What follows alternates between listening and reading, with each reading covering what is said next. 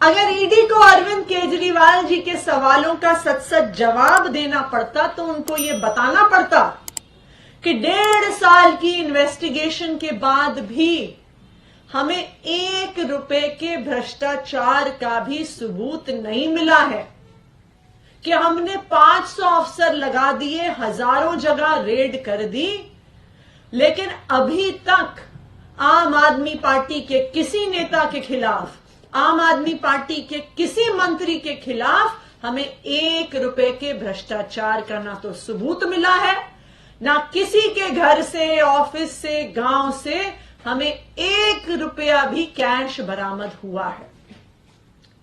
तो इसलिए स्वाभाविक बात है कि ईडी इतना सच बोल नहीं सकती है, उसके अफसर इतना सच बोल नहीं सकते हैं। इसीलिए ईडी अरविंद केजरीवाल जी के सवालों का जवाब नहीं दे रही है। उनको भी पता है कि ये जो समन भेजा गया है, ये जो अरविंद केजरीवाल जी को गिरफ्तार करने की साजिश है, ये सिर्फ और सिर्फ आने वाले लोकसभा चुनाव की वजह से है।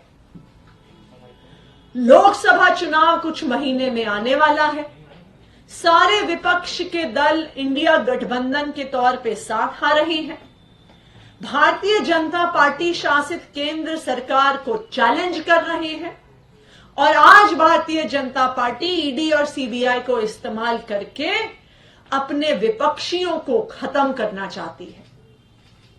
आज अगर आप देखिए, समन किसको आता है, गिरफ्तारी किसकी होती है, छापे किसके यहां पड़ते हैं, सिर्फ और सिर्फ विपक्ष के नेताओं के यहां। और जैसे ही ये नेता भारतीय जनता पार्टी में शामिल हो जाते हैं, चाहे वो हेमंत बिस्वा शर्मा हो, चाहे वो पेमा खांडू हो, चाहे वो असम के चाहे वो शुभेंदु अधिकारी हो, और सबसे लेटेस्ट छगन भुजबल जी हो, जैसे ही वो भारतीय जनता पार्टी में शामिल हो जाते हैं, ईडी के डर से, गिरफ्तारी के डर से, तो तुरंत उनके सारे केस बंद हो जाते हैं।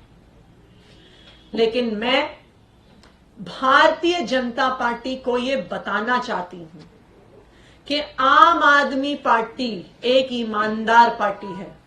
ना हमने 1 रुपए का भ्रष्टाचार आज तक किया है, ना 1 रुपए का भ्रष्टाचार करेंगे।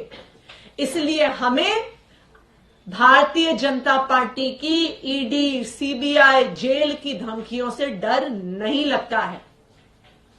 आपने जितनी रेड करनी है कर लो, आपने जितने समन भेजने हैं भेज दो, आपने जितने लोगों को गिरफ्तार करना है कर लो।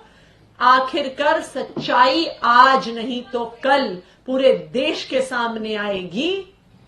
आम आदमी पार्टी को आपकी धमकियों से डर नहीं लगता है।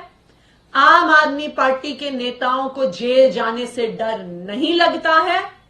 हम भारतीय जनता पार्टी शासित केंद्र सरकार के खिलाफ लड़ते रहेंगे, चाहे ईडी और सीबीआई की कितनी धमकी आ जाए। Thank you.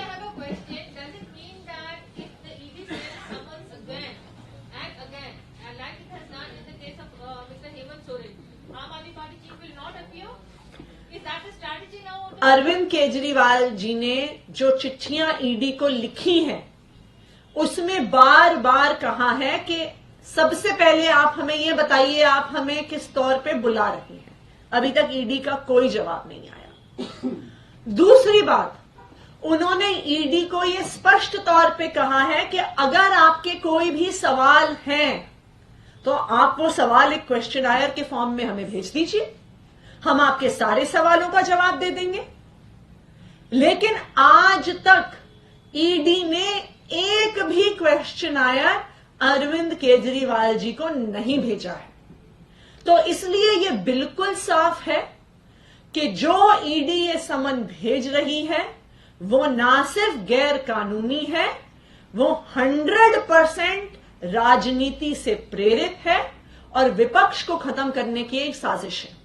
Ma'am, there seems to be inconsistency, dichotomy in the stand of Aam Aadmi Party. On one hand, you say you want to cooperate with the ED and excise policy case. On the other side, you're constantly maintaining a stance that you are going to skip it, the summons.